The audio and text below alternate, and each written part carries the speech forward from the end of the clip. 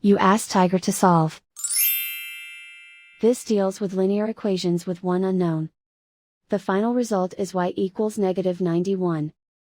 Let's solve it step by step. Swap sides.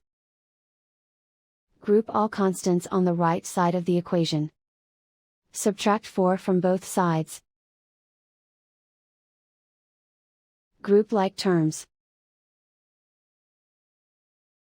Simplify the arithmetic.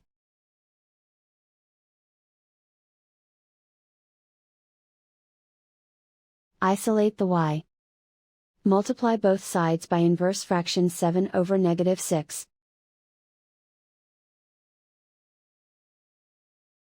Move the negative sign from the denominator to the numerator. Group like terms. Multiply the coefficients. Simplify the arithmetic.